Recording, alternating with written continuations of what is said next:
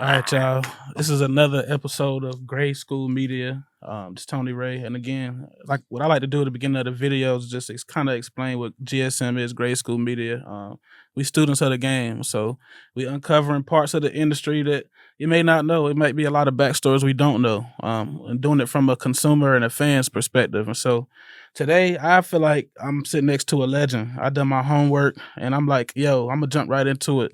Wesley Jonathan, what's going on, man? What's up, man? How you doing, Tom? I'm good, man. Listen, so the first question I have is like, you got a crazy resume. I was going through your stuff. I'm like, okay, you know, you deal with certain actors, but looking at yours, I'm like, yo, you like let me just pull it. Yo, I'm gonna just start with the TV. There's stuff that's not even on that I've done that's not even on my resume, but go ahead. Yo, so 21 Jump Street. Yeah. Was that like the first? Yeah. I was about 9, 10 years old. Get a Life, Baywatch, A Different World, Crime and Punishment, Sister, Misery Loves Company, Boy Meets World, Moesha, Minor Adjustment. I mean, I could keep going. I just was looking at this and I'm like, yo, like, why are we not? We got to give you flowers, because that's man. From a actor's resume perspective, it's very, very impressive. Thank you, man. So I had to do my homework. So I'm gonna just start from the beginning, just for people who don't know your whole story. Like, where were you born and raised?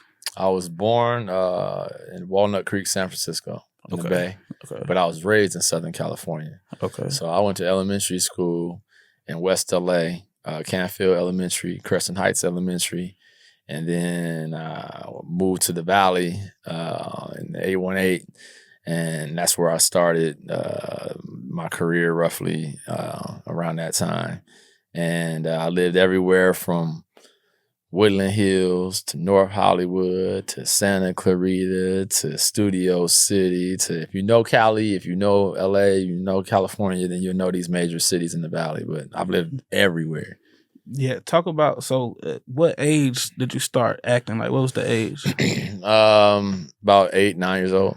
What? So again, I like to do this in all my interviews. So 8, 9 years old, what was that whole, do you remember any of that, like that whole process of starting and kind of how it went being that young? Well, when I was 4, I remember 4. Yeah. I would always in person. I was amazed by Michael Jackson. Okay. And I thought I was going to be him. I wanted to be bigger than him. That was a process even in my little brain at 4 years old. So I always wanted to perform at some magnitude, but I thought it was going to be music. When I turned about, and during that time, I would always like perform or like, dance at weddings and reunions and things like that. And anytime I would see my reflection, like if I was in a grocery store with my mom, I would be moonwalking. I was always, looking for the reflection to see myself. So I was like a ham. But I was still shy. I was very shy. It wasn't until a camera or music came on where I was somebody different. And then when I was about, like I said, 8, 9 years old, I had a cousin who was in the industry. Her name was Crystal Genius, who had understood the inner workings of the industry, knew some agencies to take me to. Her and my mom had a discussion about putting me in the TV and film, and they sat me down on the couch, asked me my thoughts, because it wasn't forced. It was just, would you like to do that? I said, yeah. So took some 8x10 headshots, went in, interviewed with an agency, signed. This is the short story. Yeah. Signed, and went out on a few auditions, and then I got an audition for 21 Jump Street, the original TV show that Holly Robinson Peete is on, that made Johnny Depp a star, and Peter DeLuise. How old were you at 21 Jump Street? I was like 9, going on 10, maybe. Okay. Yeah. So I'm about going on 10 years old. What was that, like a full-time? That was your first full-time gig? That was my first principal speaking role. I had never done any background extra. Most people say, well, you start as an extra. And I never started that way. I started as a principal actor. I was a guest star on that role. Okay. So I flew to Vancouver. I shot for 2 weeks. I didn't have like 2 lines. I was in it. Yeah. What was that? So I guess I can go a little bit further, because think about like the set life at that age. What was that experience for you? And your parents, of course, I know your parents were there. Well, my mom. Your mom. Shout out to mom. Yeah, moms. Flying to Vancouver, which was nothing new, because I spent 4 years in West Berlin, Germany as a young kid. So traveling was no thing. But yeah, that was my first time on set. The thing about me was that I didn't know anything about acting. What I did know how to do was take direction.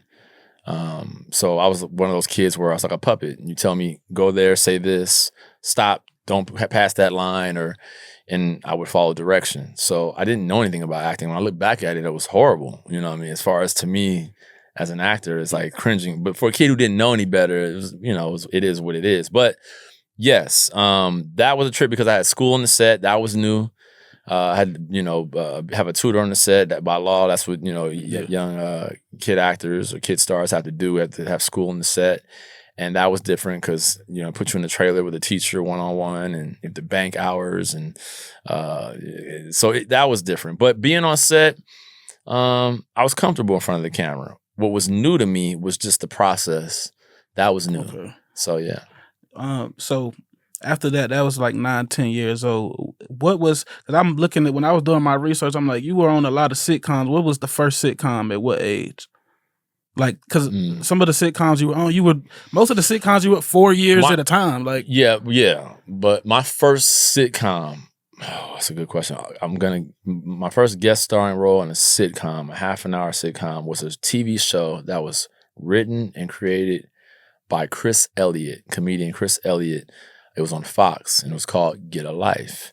Not a lot of people remember it, but if you go on YouTube and you look it up, you may see the theme song, which will catch your ear. It was a short-lived show, wacky show about a 30-year-old newspaper boy, Chris Elliott. And he had 4 homeboys that happened to be kids, 10-year-old, 11-year-old kids. And that was my first half-an-hour sitcom, which was shot different from 21 Jump Street being an hour episodic. Yeah. I believe that was the first one. Yeah. And then after that, then Baywatch. How long were you on Baywatch? It was a 2-hour premiere.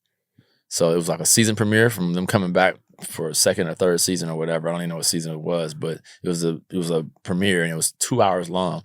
So, I mean, if you split that up, it would be 2 episodes. And the episode was about, the A story was about, I think something else, and I was the B story. I might have been the A story, but it was about me and me being influenced by a bunch of gang members, me pushing my sister, who, by the way, Chanel, who played the young girl in the 5 Heartbeats at the end, who played JT's daughter. Okay. She played my little sister.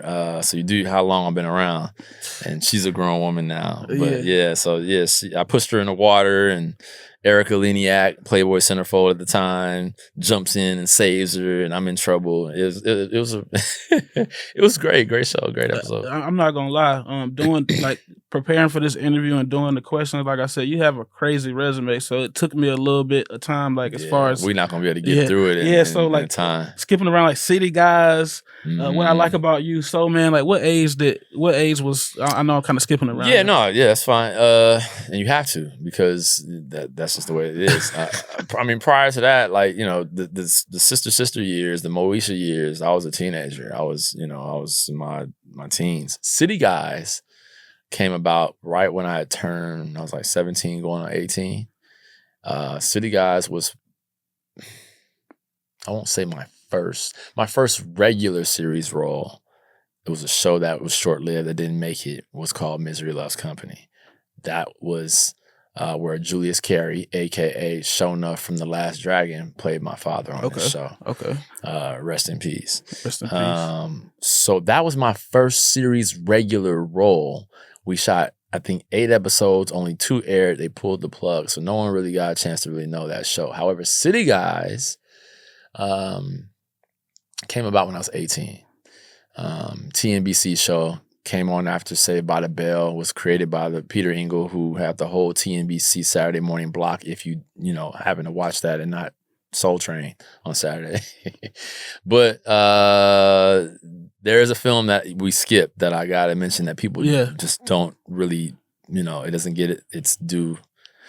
I did a film, my first major feature film, like big screen, seeing myself on screen, was a film called Panther. Okay, written and directed by Mario Van Peebles, who did New Jack City and Posse. Okay, This was an all-star cast. This was probably, at the time, even to this very day, one of the biggest things that I've done, because the cast was endless.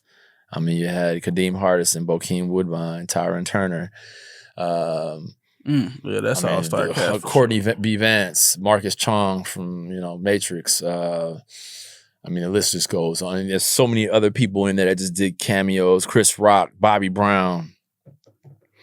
I can go Kumo D. I mean, I'll go on. It's just I forget how many people were involved in it. So if you've never seen the film, which you probably won't because there's a lot of politics and why that film is not circulating to this very day, go on YouTube and look up the soundtrack of Panther, and you're gonna see a video with all Black women of the industry. It's a song called Freedom. It's a really great song. So what age was that? I was 15 years old. And I was just getting my driver's permit, and I was 15. I think it came out when I was about to turn 16, but I shot it when I was 15, and what a wonderful experience, man! And I appreciate Mario Van Peebles for giving me a shot.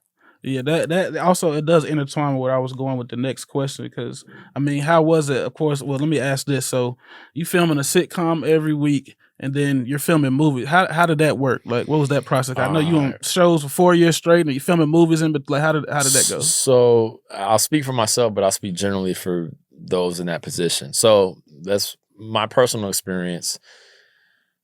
Let's say, okay, City Guys was a TV show that I was on for 4 years.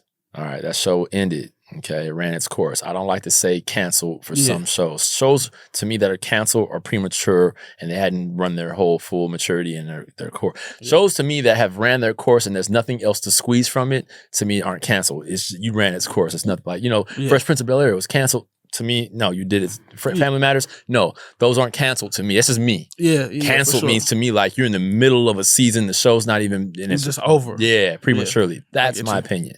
But anyway, so once my show, City Guys, ran its course, the first pilot season out, I got another series on the WB called What I Like About You, starring Amanda Bynes and Jenny Garth from Beverly Hills 90210. Classic. So when I got that show, we shot on the Warner Brothers lot. I don't know what season it was. I think it was maybe its third season, around 2004. Not to cut you off, what soundstage? I used to work at Warner Brothers. What soundstage? Oh, good. It was stage 25. Okay. It's 25. It was basically real close to, if you know that lot. Yeah, I know the lot. It was we're talking a hop, skip, and jump from the fitness center. Oh, so that little area. Oh, okay, where Ellen soundstage is kind of. Yeah.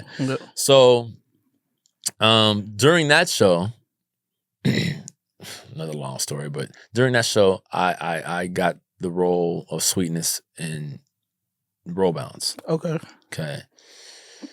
One of the many problems with that was that how the writers of my show, What I Like About You, and me being in contract with them and the Warner Brothers, and What I Like About You was how were they going to release me to do this movie, because the schedules collided a little bit.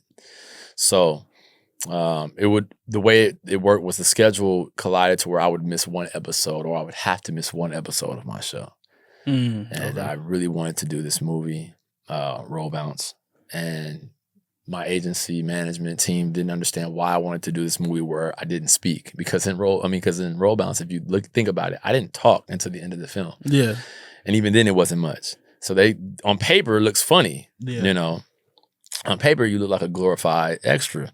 So my agency was like, why are you so, tripping out? I was so much wanting to do this film. I was begging, the writers, like, hey, man, please just write me out. I'll forfeit my check of the one episode, which is a lot of money, to do this film. So they saw the passion of how much I wanted to be in this film, because I saw things that other people didn't see in this character.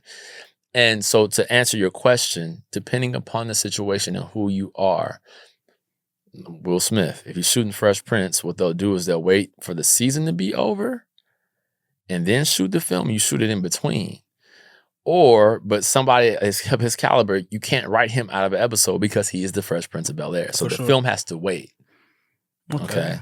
So that's how it works. So, and I'm flipping around, but being on sitcoms, what was your age, 12, 9, 10 years old, or even talking about 15 years old, being on set, what is that experience being that young, excuse me, and you have to put in that time and that work? Because I've been an extra before, and I've been sitting there, and I'm like, damn, this is taking the forever. Hours. Like, what's your thought process being that young doing that? I wouldn't trade it for the world. I loved every bit of it. It was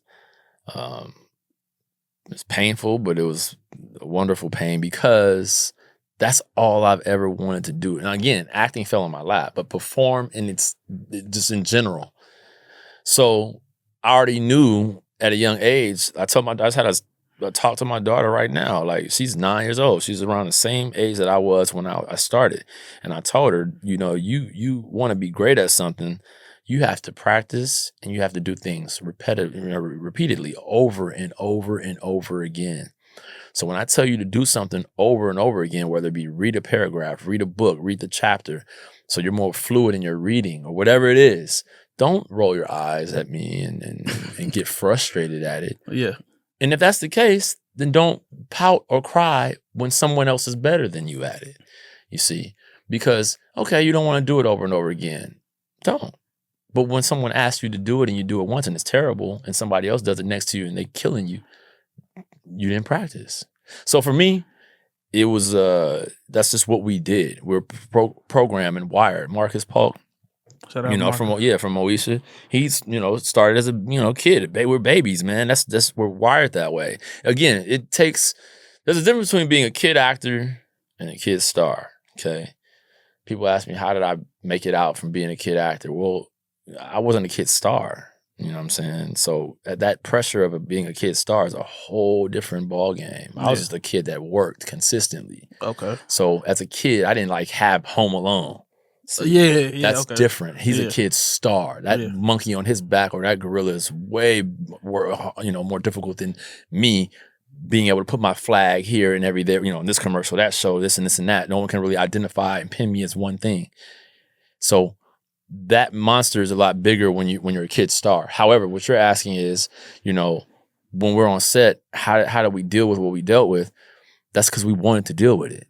You see, you understood it that early on, though. We understood early on what we were trying to accomplish. Most of us, what we wanted to do. There are some who were forced. There are some who have the stories with their parents, and I was fortunate enough to where my mom wasn't a stage mom.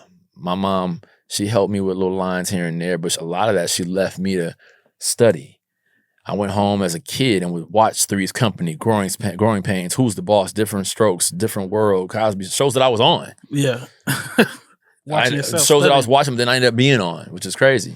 So I would study the sound of sitcom, the rhythm, the comedy, how it worked. You know what I mean? So I was a weird kid, man. I wasn't. We all are. Any kid who's done it and consistently worked and has been in it as long as we have or as I have.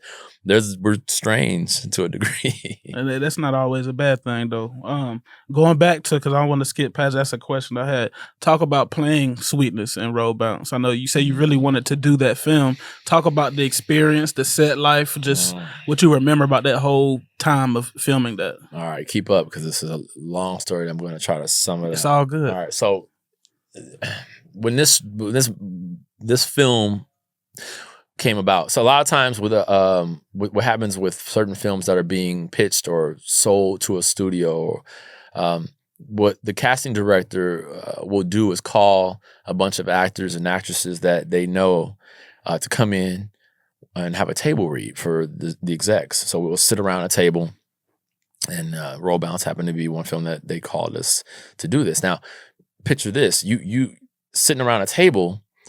And you see Bow Wow because once the film is done, but prior to Bow Wow being a part of this project, Taj Mowry was Xavier at the table read. Okay.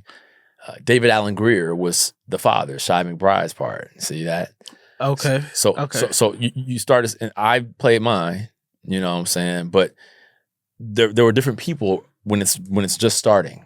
Okay, so we do this table read so that the execs can hear the film and the words out loud, so they can get a picture of how it sounds.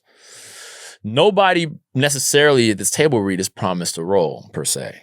Okay, right? It's not in stone that it's yours. Neither even mine or no one. It's just it's called. Hey, I know a bunch of great actors to come in here to help read this film.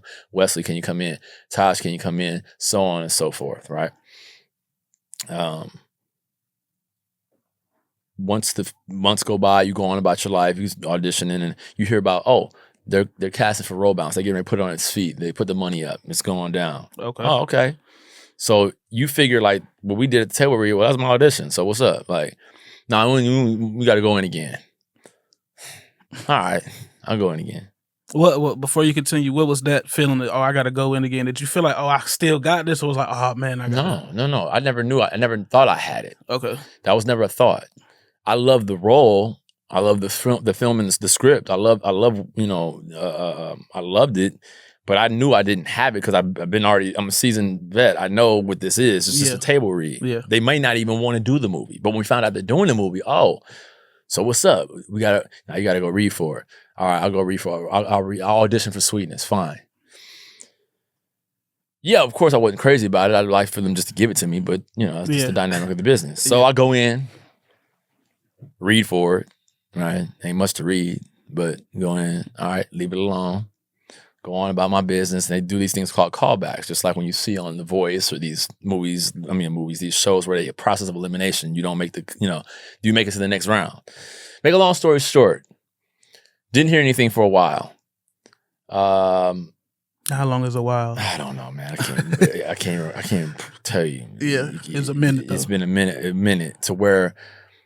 Make a long story short, now I'm getting ready to start the season of my show, What I Like About You. Okay. I'm getting ready to go back to work. But come to find out, they've casted everybody. Marcus Polk, they've Megan Good, they got everybody, right? In fact, they're there, training, skating. Okay.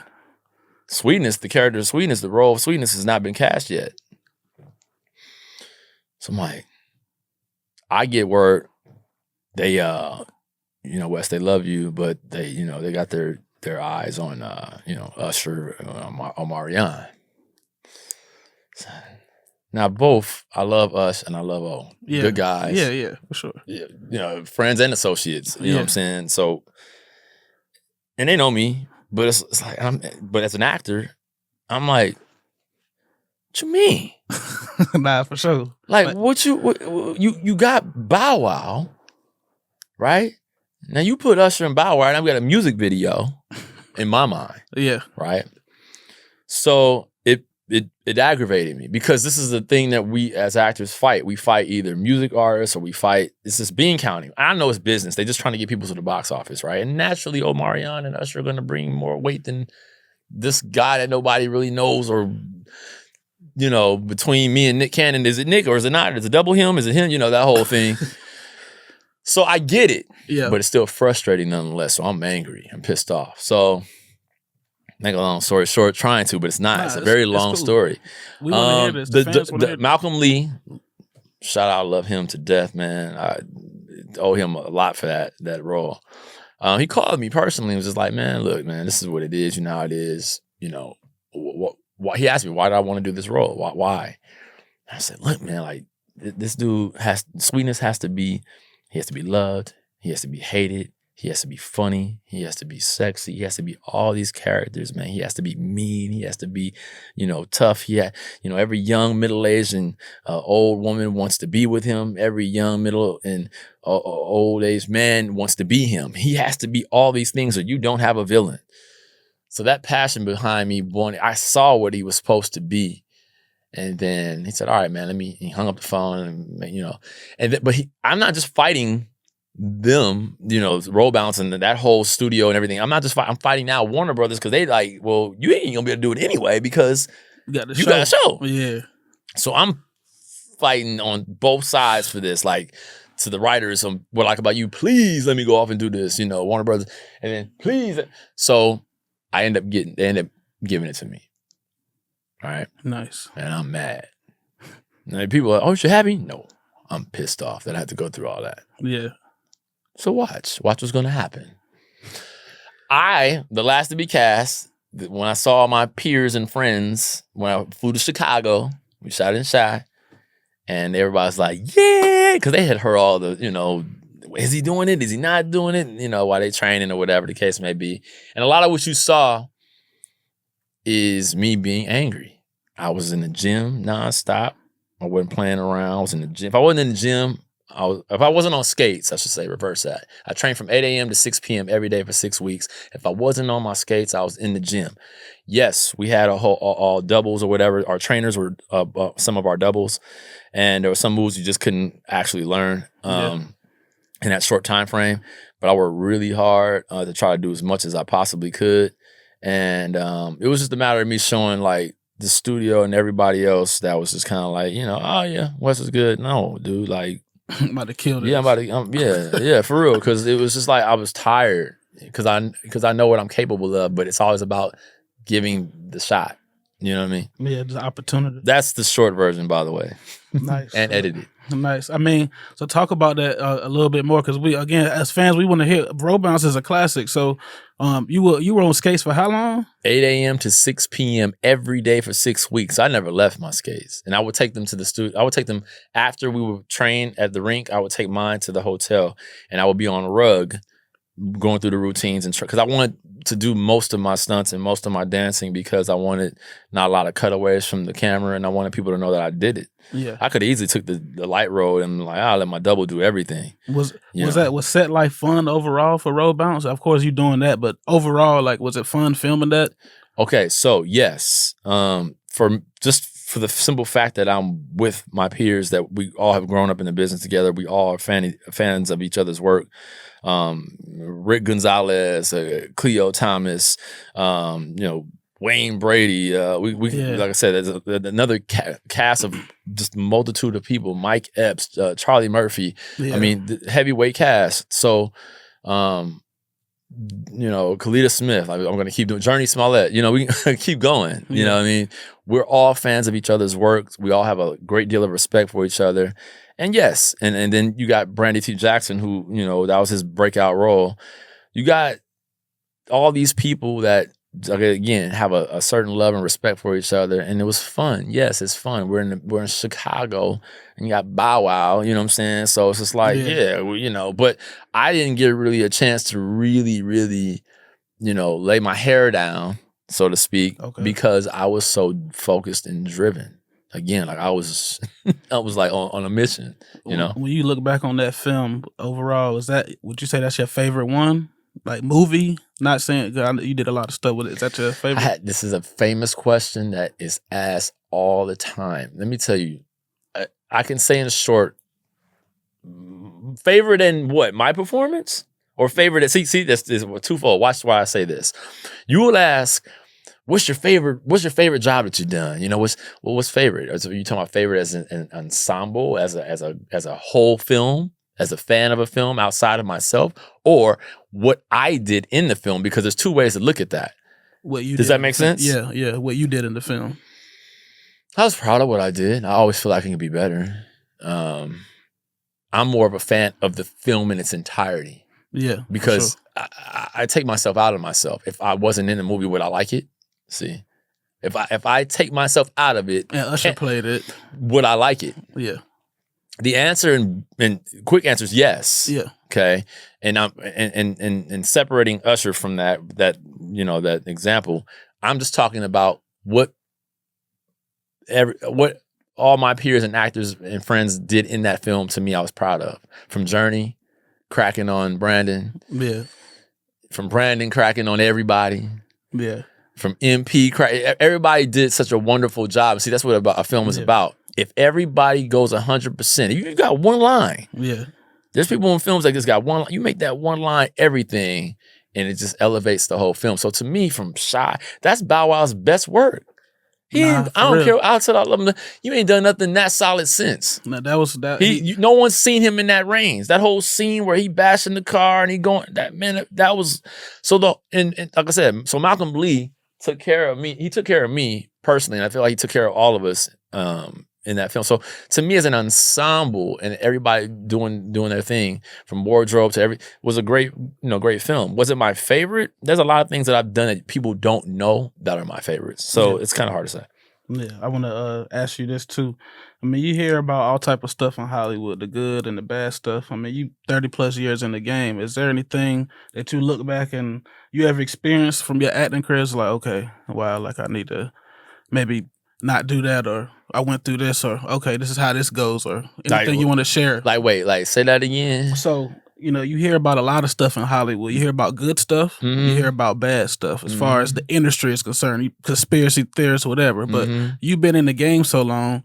What was your experience overall just being an actor, being an entertainer? Like, what was your experience? What can you share with the world, I guess? Mine's not going to be what people want it to be. I mean, people, especially right now in the climate, everybody wants to hear about, the parties and and the whole Illuminati and the, inner workings of,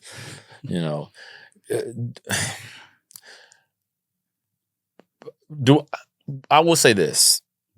To me, and this is, again, it's not to get too spiritual, but yes, I believe that between politics and entertainment, it's Satan's haven. Okay, that's where he can do the most damage.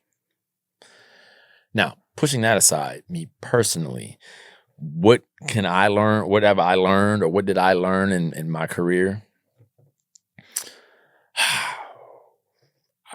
I've always been do my job, shut up, and go home. A lot of times, that doesn't happen. You find yourself out there in the mix, but I find it just safer that way. You know what I mean? This is a marathon. And for those who've done 10-year, 15-year plus, this sprint thing, people come and go. And even like I said, if it all bellied up for me tomorrow, I did my time, man. I got 32 plus years. So if I'm asking, well, where you felt, I hate that, by the way. You fell off. Listen. Nah. How many years have you done? Nah, but but the public is so crazy now. Like, I look at social media and I'm so like, again, I'm in a different atmosphere and stratosphere of my age. And I look at these people in these comments and everybody wants to be a comedian. And who wants to have the best comment? All right. Who's the funniest? But it's like, dude, so-and-so fell off. What have you done? Man. What have you done? You sit back as a couch critic, a comic couch critic, and you talk about what somebody has done or what they hasn't done, and there has-beens or this and this and this and that. Listen, I put in work, man. It don't matter what I am now. If I was, doing whatever job that's not suitable to you, it's like I've done and I've worked with some of the most elite people, and it's an accomplishment. You stamp. Period. Yeah. So it don't matter if it all bellied up tomorrow. So what I've learned, keep your mouth shut. Do your job. Go home to your family. And I learned being just young at 18 years old, being a spoiled brat, seeing bigger for myself, but not, necessarily behaving the correct way. You're immature and you learn different things. You just and literally keep your nose clean. That's another thing. Yeah. You know what I mean? Yeah. So it's just a lot. I mean, those little things, but it ain't like that's all I can say. Yeah. So talk about this. I'm interested in this too, because again, like I said, I worked at Warner Brothers Studios. So talk about you been in the game 30 plus years and you seeing it change. The technology has changed, the way filming, etc. Like, can you break that down? I mean, I don't know. You break it down for me. I'm still trying to figure it out. Yeah. Reality shows were the beginning of it. You know what I mean? For me, as far as like, just because I've been around long before the internet. Yeah. There was no YouTube. There was no internet when I started the business. You had to go into a room just like this, stand, put yourself in a position to be judged and critiqued raw in front of people. And you didn't have the outlet that social media has given. I think it's great. Yeah, I think it's both great, and I think it's both like it's a necessary. I don't know. It's like the lesser of two evils, because yes, I think it's kind of cool that the new wave and generation of people and entertainers or actors, from music to acting, that have an outlet to be able to showcase their work. I think that's fantastic. But then I also hate the fact that, okay, so you can showcase your talent, or you have a whole bunch of followers or whatever, and now these roles, they're giving you just lead roles in films because I got 10 million followers, and you couldn't act your way out of a Dorito bag. Straight up. Like, I just keep it 100. That kind of stuff is aggravating. Yeah. You know what I mean? But then, and again, like I said, it's just a different audience now. You got to, maneuver this social media thing and content creating thing, and to me, I think that it takes a lot of work to do that. You know what I mean? Depending on what you're doing, and but it's just crazy now to me. It's just it's as if Hollywood wasn't already watered down. It's Yeah. It bugs me out, but I don't know. Yeah, I got this is a fun question for me too. You were on a bunch of TV shows that I actually like watching growing up, and I want to be on, like NYPD Blue, CSI Miami, Cold Case. What was the experience like filming those type of shows? I forget some stuff that I've been on, by the way. I told you your resume was crazy. That's why. So NYPD and CSI, I love those shows. Now that's the one thing that everybody you go, what's one role you want to do? Well, I want to be on a show like that, like those, the hour episodic cop crime shows. I love that kind of thing. Yeah, you know, I'm a big fan of, like, you know, First 48 and true crimes and whodunit. You know what I mean? That kind of thing. So, and I have not yet to do that. Those are great. Those are projects that when people go, what are some of your, what are your favorites, or what, like the Cold Case episode. I love that episode. I love that particular episode that I was on. Again with Jamie Hector, Megan Good,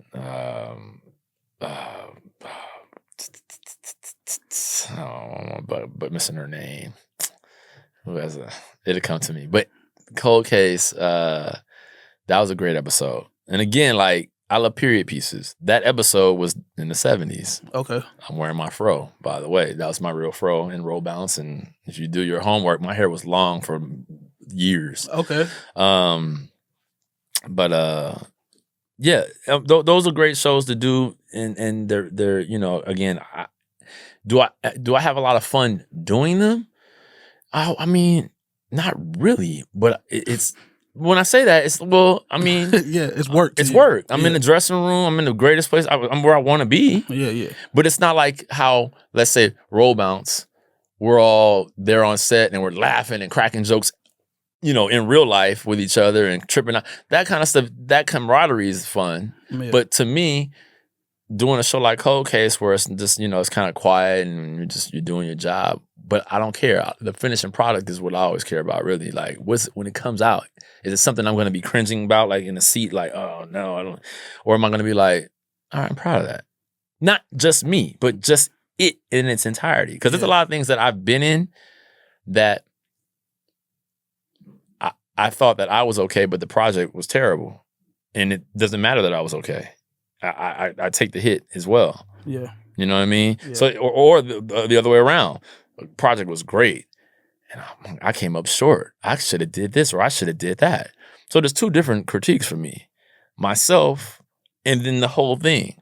So, fun. I wouldn't say those shows were fun, but I would say those shows were a great asset to my career. Shows that are hits and that I would love to do and be a part of on a regular basis.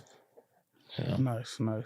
So, look, and I was going to ask this at the beginning of the interview, but I just wanted to get through some of the projects that you've done. But with everything that you've done, your whole career, everything that you've accomplished, do you feel like you get the flowers or credit you deserve, or you don't even really care about that? Quick answer is no. However, there's moments like these. Yeah. I mean, I'm inspired. Like I said, there's moments like when I'm on the street and there's people who actually truly, you can feel it when it's like, and they resonate with you, and they, even if they, like I said, they don't know my name, but they know. It's like, oh man, dude, you was in so much, man. That means a lot to me, as opposed to, so let's put it like this. The flowers that I get from the public, from the street, from, what I'm saying, your every, day person. Yeah. Yeah. And when people tell me they grew up with me on television, or when, somebody says, oh, you were my crush when I was a teenager, or that kind of stuff, or yeah, absolutely.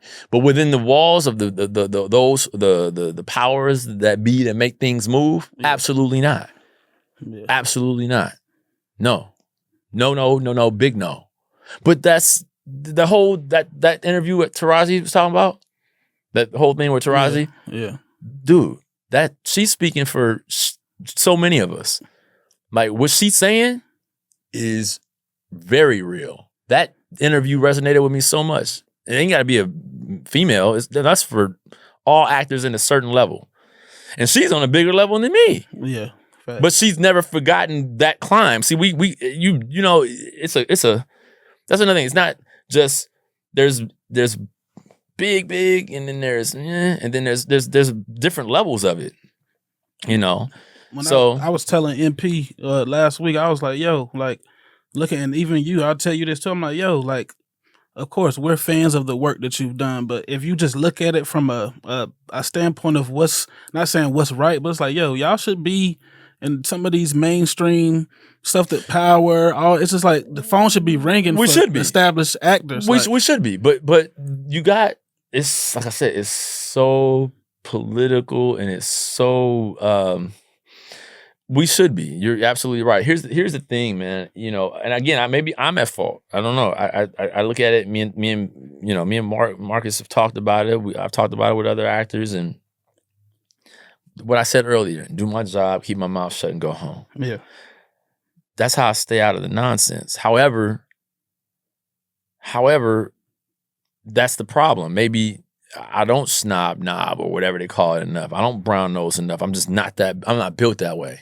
I don't care. I don't want it that bad. Now, as a kid, you know, I didn't know any better. I was like, oh, man. Yeah. But as I began to see the politics and all that. And what the money and what the fame can do to the psyche and it jack you up, I was like, all right, well, you know, if it comes, it comes. But, you know, I ain't gonna salivate for it to that degree. Yeah. So I ain't with the nonsense. So maybe that's why. Maybe so what do I have to do? Look at myself and say, well, the reason why you ain't this big or that big is because this and this and this and that. So, cause see, for instance, but you could talent, say that. huh? You could say, not to cut you off, you could say you're not that big, but again, when you pull up your resume as an actor. Yeah, but you have to pull that up. So, but then when you see the resume, you see we watch these shows though. So it's like, yo. Now it's this. Your talent only so your talent only gets you so far. Right? So people like myself or you know, and I don't want to put other people out there, I just talk about myself. People like myself and your talent only gets you so far. You hit a plateau, you hit a wall. So what are you gonna do to break through that wall?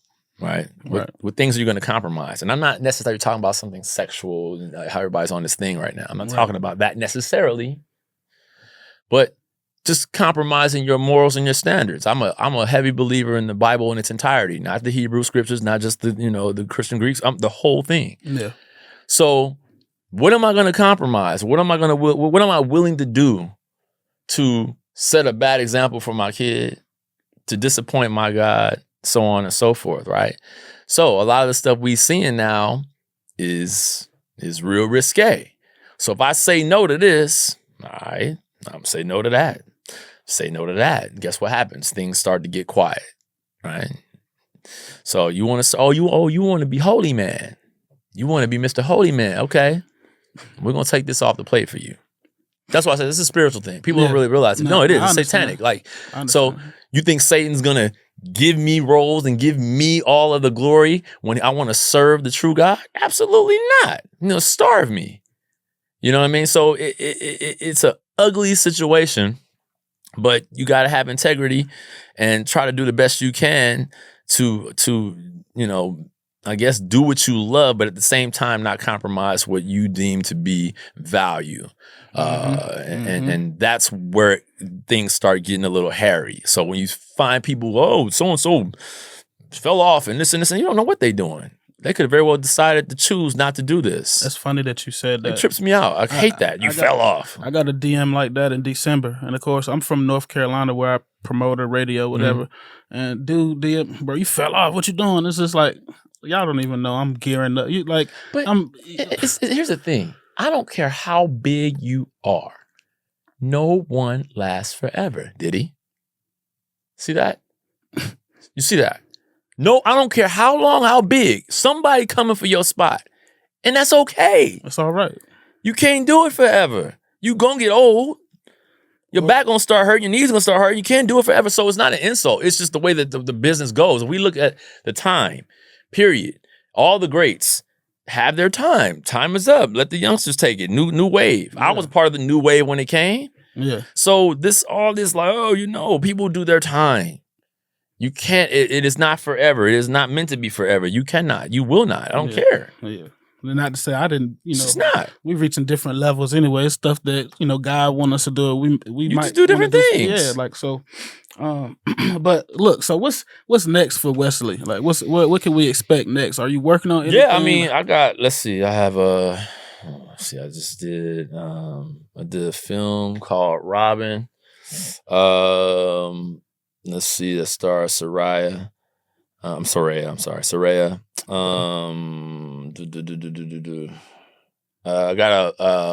I just did a guest starring role on a TV show called these names of so many names. Mind Your Business, starring Columbus Short. I think I got another film and it's not coming to me. Sometimes you just start doing stuff, man, it's just a blur. You just like, you autopilot. Still doing it. All this stuff, you still doing it though. What is this other film called? I'm bugging out right now. And I'm supposed to be gearing up to do another one. But yeah, man. But for me, right now, man, a lot of my focus too is my family. We are dealing in a very, very crazy time. Yes, we are. And the business is not priority like it was when I was growing up. It's just not. It can't be. Because all this is temporary. It's choosing size time.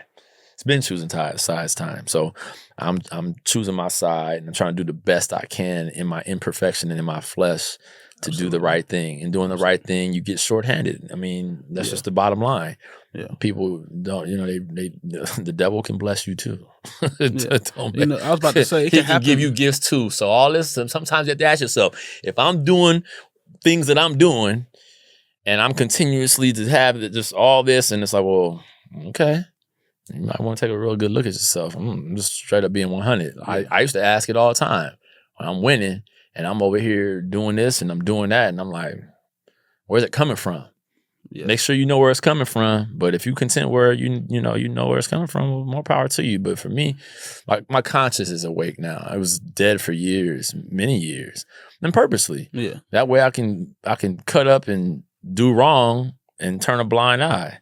It's easy to do that. Yeah, you keep your conscience dead, of course. You make excuses for it. People are uncomfortable when you got your mind and your conscience. Yeah, you don't got too many friends. People want to be around you when you that way. At this point anyway. Well, because it's a mirror. People don't like looking in the mirror. Yeah, you know what I'm saying. Yeah. So last, I guess, man, like I said, you a legend in my eyes. And again, I appreciate you. I'm from the East Coast. I mean, we used to, like I told MP, we used to watch everything from Moesha to Roll Bounce, Sister. Like, we remember all this stuff. Yeah. And so, again, the fans appreciate it. It might not be all the podcasters or interviewers that reach out, but I'm like, yo, if I can get some of these actors back to, the mainstream, that's my goal. I've always aspired to be a actor. That's why I moved to LA. But, God literally has put me in opportunities that I didn't ask for. I didn't ask to do radio. I didn't ask to do parties, none of that. Yeah. So it just kind of like led me to doing this. And I'm telling MP, I keep representing MP, Marcus Paul, shout out to him, but it's really like a blessing. I may not show it or my face may not show it, but I'm like super grateful that this is happening. I'm super grateful for sitting down with you. Yeah, man. And, last thing though, is there anything you want the world to know about Wesley that they may not know? That you can share. Oh yeah, no. I'm just listen. Acting is just my job. That's all. I'm approachable. Just don't be saying silly, stupid stuff to me.